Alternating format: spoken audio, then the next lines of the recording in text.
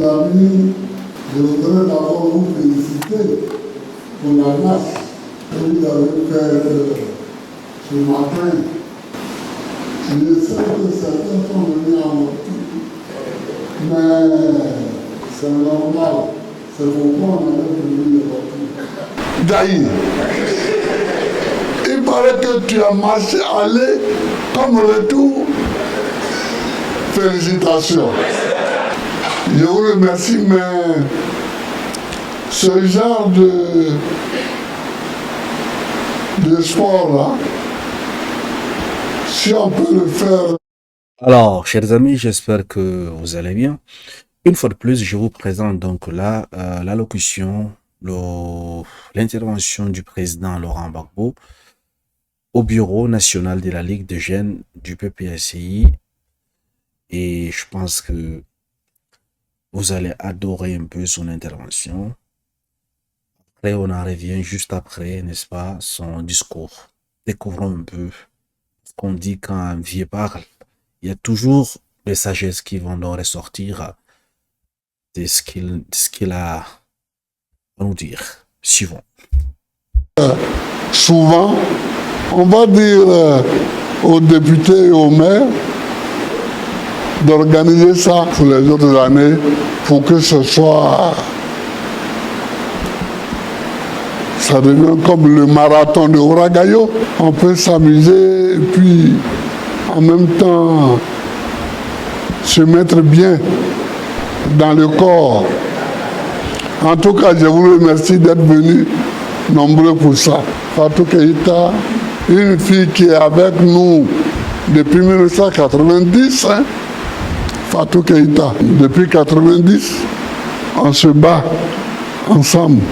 Je vous salue tous. Je vous salue parce que vous êtes venus unis. Vous êtes venus unis. Parce que dans les partis politiques, il y a toujours des petites divisions là. Ah non, moi je suis pour Laurent Otro. Ah non, moi je suis pour Picasse. Ah non, moi je suis pour Babo. Ah non, moi je suis pour Aka, etc. Ça, c'est dans tous les partis. Ne vous en faites même pas. C'est dans tous les partis. C'est-à-dire, quand nous autres on passe, sans regarder ça là, ça ne veut pas dire que ça n'existe pas. Et ça ne veut pas dire qu'on ne voit pas. Mais ce n'est pas important. Parce que c'est l'homme qui est comme ça. L'homme, il faut qu'il se divise un peu. Il faut qu'il fasse un peu de palabres pour pouvoir être à l'aise. L'être humain, il faut qu'il soit un peu divisé comme ça pour être à l'aise. Il faut qu'il ait des petits combats internes pour être à l'aise. Mais quand tu diriges, tu sais que les petits combats internes, là, ça ne t'amène nulle part. Ça ne t'amène nulle part. Tu sais que c'est nécessaire et que les gens qui te suivent, ils ont besoin de ça. Tu sais ça. Mais en même temps, tu sais que ça va vous amener nulle part. Donc tu continues ton chemin. C'est pourquoi je continue mon chemin. Il y a des gens, plan B, qui cherchent des plans B, des plans C, D, mais pourquoi pas un plan Z qui cherche des plans. Mais ça, c'est l'être humain. L'être humain est comme ça. Et il y en a qui appellent mes amis qui sont dans d'autres pays pour que ceux-là m'appellent pour dire qu'eux, ils veulent faire partie d'un plan. J'ai dit, il y a un plan ici, c'est Babo. Il y a un plan ici, c'est Babo. S'ils veulent faire partie d'un plan, ils viennent avec Babo. Et puis c'est tout. C'est pas tout. Mais alors. Donc, il faut laisser ça. Ce qui est important, c'est que l'an 2025, c'est une année électorale et que nous allons aller compétir et nous voulons gagner les élections. C'est tout. Quand on veut gagner une élection présidentielle, parce que l'élection présidentielle est la mère de toutes les élections. Je vais vous dire, en 1990, j'ai été candidat contre Houphouët-Boigny.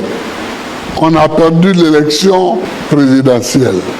Vous savez combien de députés on a eu? On a eu 9 députés. En 1995, nous n'avons pas été candidats. Mais je ne vais pas vous expliquer pourquoi. On a eu 13 députés. En 2000, nous avons gagné l'élection présidentielle. Nous avons eu 100 députés. Vous voyez, l'élection législative est collée, liée à l'élection présidentielle. Et le peuple de Côte d'Ivoire donne au président élu les députés qu'il lui faut pour gouverner le pays. Toujours, j'ai remarqué ça. Donc, l'élection présidentielle est la mère des députés. Celui qui gagne aujourd'hui le RHDP a 100 et quelques députés, mais en 1995, nous avions 13 députés et ils avaient 13 députés. Et le PDCI, qui avait le président de la République, avait la majorité des députés. Si vous voulez avoir beaucoup de députés, il faut gagner l'élection présidentielle d'abord. Le parti qui gagne l'élection présidentielle gagne automatiquement l'élection législative. Il y a des régions où vous avez forcément le député, par exemple, à Ouagadougou depuis 1990, le député est de chez nous. Bon, là, qu'on ait le président ou pas, le député de chez nous. Aujourd'hui, c'est mon petit frère qui est là, qui est des Zemzekou, là. C'est lui qui est député. Et je le remercie de m'avoir honoré. Nous allons à l'élection présidentielle. Chers jeunes gens, préparez-vous. Préparez-vous. Préparez-vous. Préparez-vous. Parce que les élections seront dures. Les élections seront dures. C'est pas parce que nous craignons des difficultés. La seule difficulté que nous craignons, c'est la fraude. Sinon, si ce n'est pas la fraude, regardez le pays. Regardez le pays, si ce n'est pas la fraude. Mais on va y aller. Et on va gagner. Président, je t'exhorte à mobiliser tes jeunes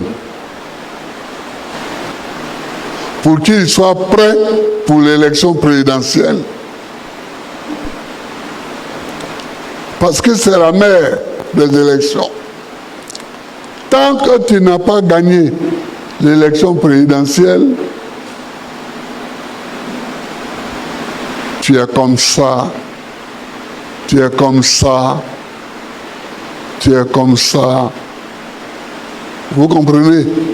Mais le jour où tu gagnes l'élection présidentielle, il y a des choses que je ne vais pas vous raconter en détail, mais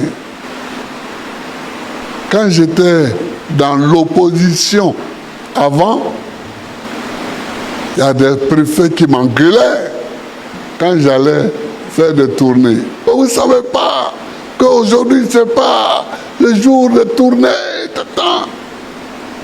Dès que j'ai gagné, ils venaient me voir. Monsieur le Président, est-ce que... Et puis je les regarde comme ça. J'ai dit...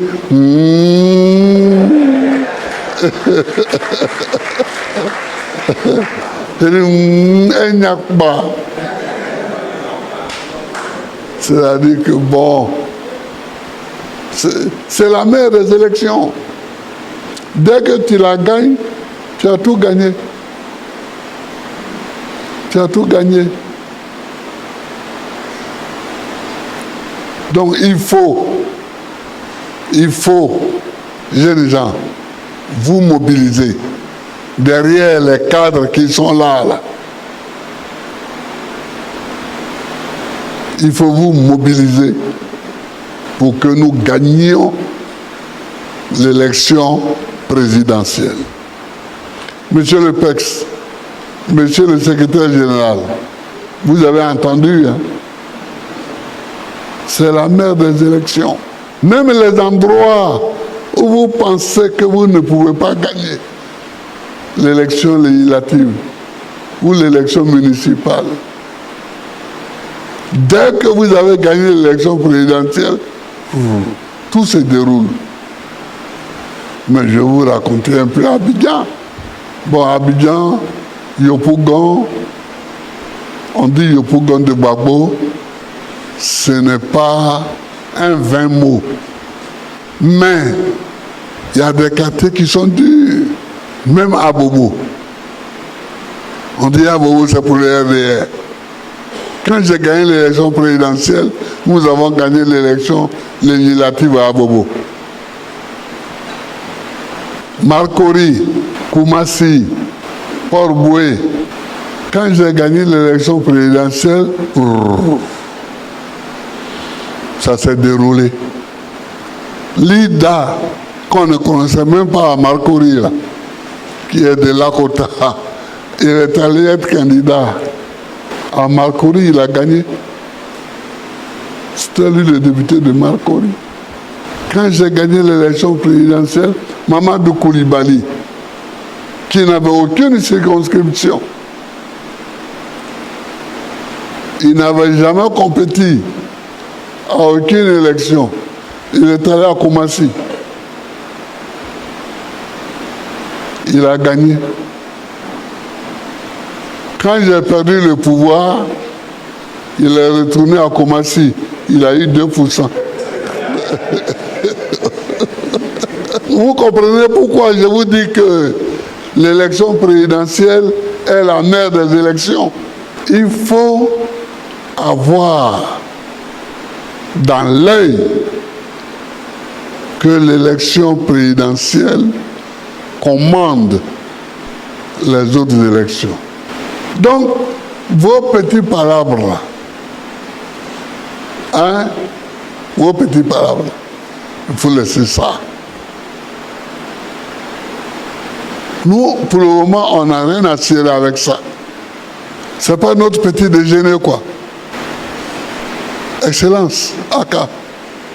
Voilà ce que je voulais dire aux jeunes gens. Voilà, chers amis, vous venez donc de suivre le discours du président Laurent Gbagbo. C'était un moment, au fait. Voilà, il a d'abord commencé par, n'est-ce pas, parler du sport de randonnée que sa femme Nadi Bamba avait fait avec, n'est-ce pas, les militants du PPACI dans ce village, et également certains cadres, n'est-ce pas, du PPACI. Il avait déjà fait une vidéo sur ça. Et voilà, il nous a parlé un peu de la politique. J'ai retenu plusieurs choses. Donc, il faut laisser le bruit. La mésentente dans les partis politiques, c'est quelque chose de courant, pas que ça vous inquiète. C'est normal qu'il y ait toujours de petits désaccords dans les partis politiques. Mais la leçon que j'ai vraiment prise aujourd'hui, c'est